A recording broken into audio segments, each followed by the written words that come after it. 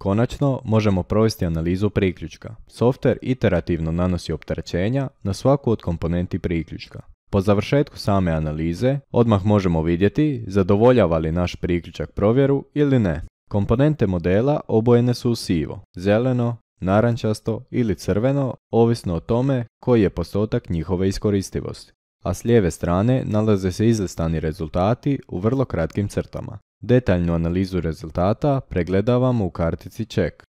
Mogućnosti u alatnoj traci odnose se na vrstu prikaza rezultata na modelu.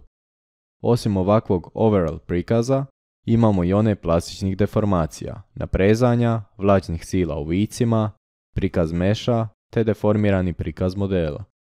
Maksimalna naprezanja vidimo u hrbtu stupa, čelnoj ploči i rubu donje pojasnice grede. Sa desne strane u karticama su raspoređeni rezultati vezani za svaku pojedinu komponentu.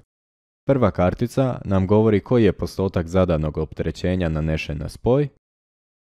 Kartica Plates donosi nam prikaz raspodjele naprezanja za svaku posebnu pločicu u priključku, hrbac stupa, pojasnice stupa, ukrućujuće ploče, čelna ploča, hrbat grede itd.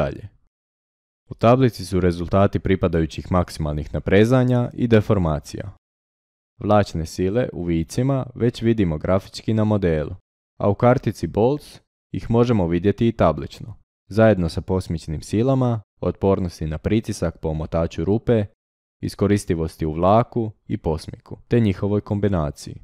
Lijevo imamo kvačicu kao oznaku prolaznosti provjere, te mogućnost proširivanja ovih rezultata.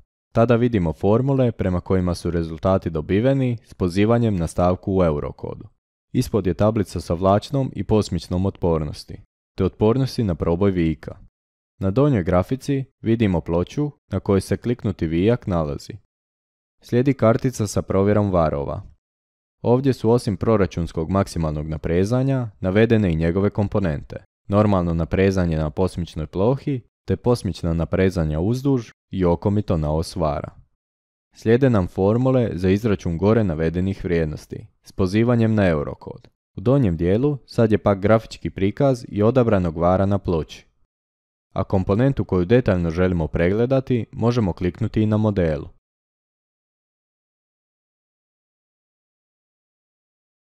Na desnoj strani se nalazi stvarna raspodjela naprezanja duž samog vara.